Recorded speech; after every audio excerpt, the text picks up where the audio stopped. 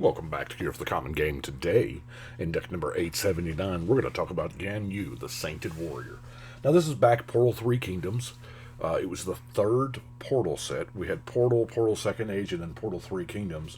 And it was all very localized around, I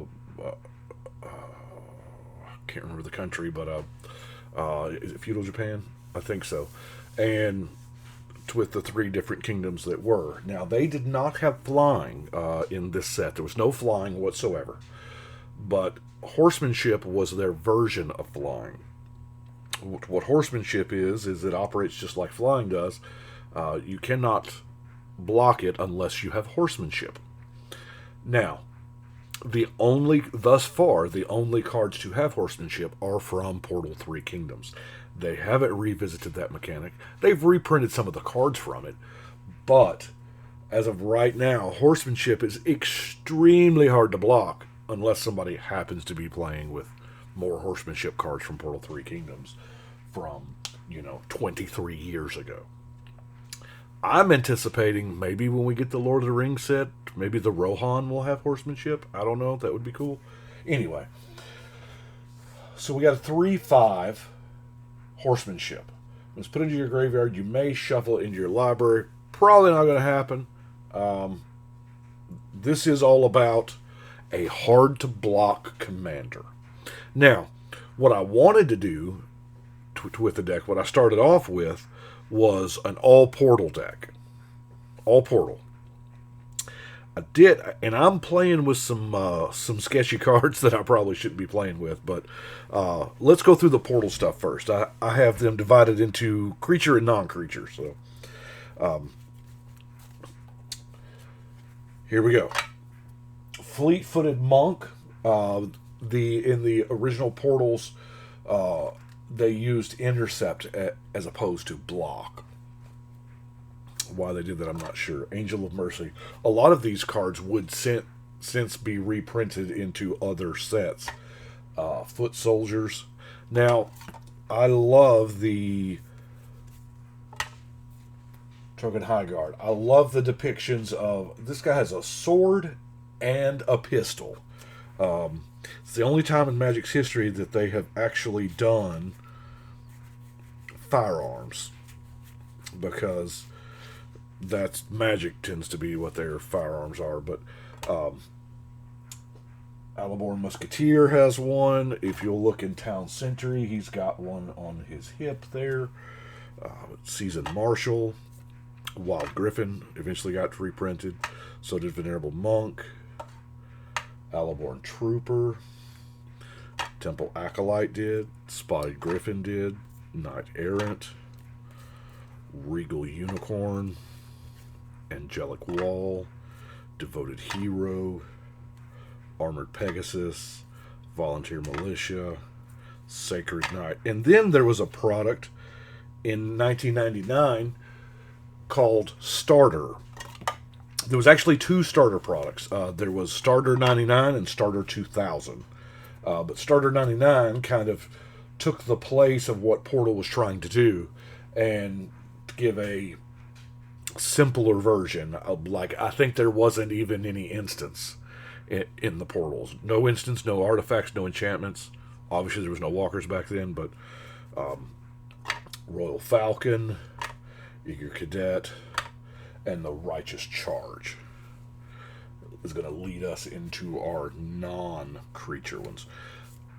Now, there is some utility stuff, Vengeance, destroy a tap creature, albeit it is 4 mana at sorcery speed. These are not exactly, there's no power level cards. They did have, like, Wrath of God and Armageddon back then, but Steadfastness, Warrior Stand, Defiant Stand, Warrior's Charge, Valorous Charge, Sacred Nectar,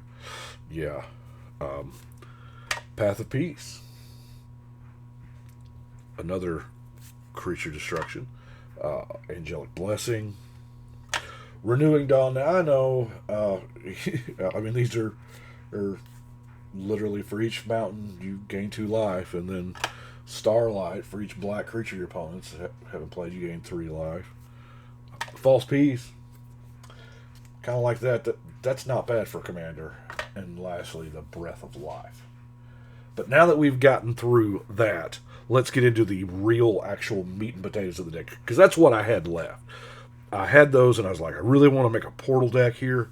And I didn't have enough to do it, so I was like, okay, got the portal stuff out of the way. Let's actually plot a win condition with this commander. So, we're going to look at our ramp first thing like we do.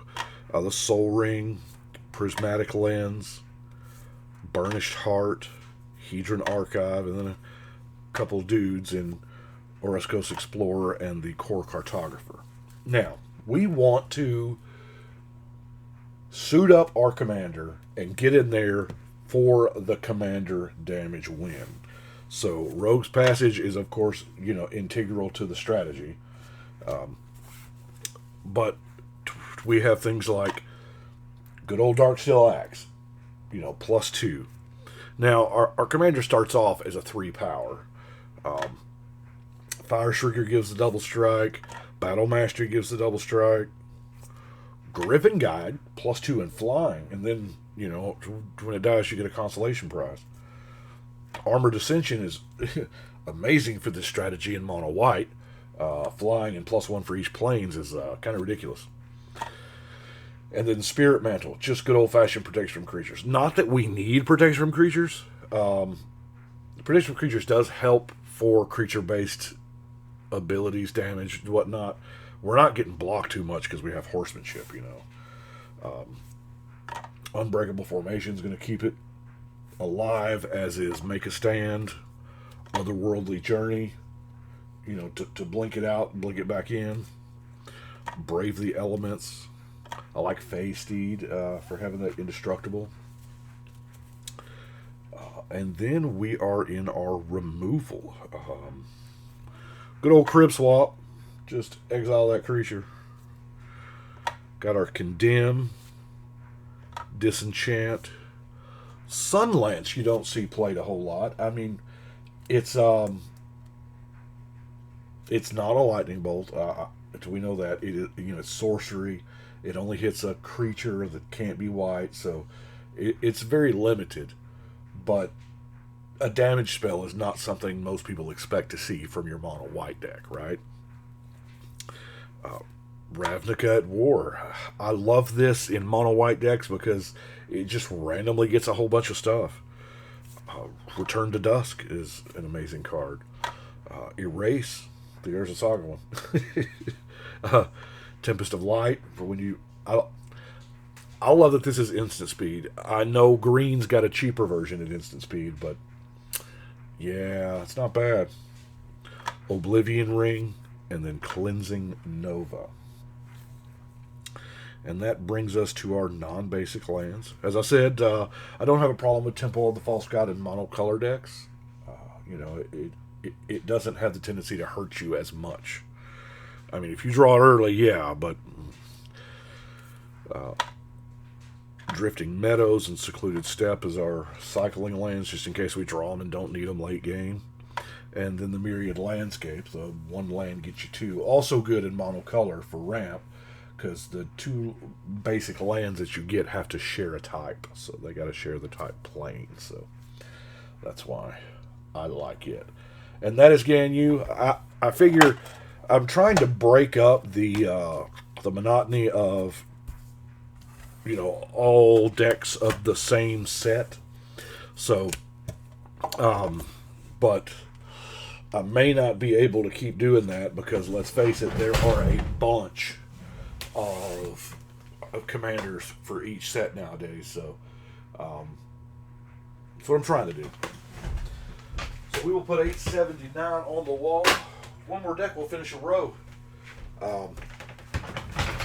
And that is it for today. I do appreciate it.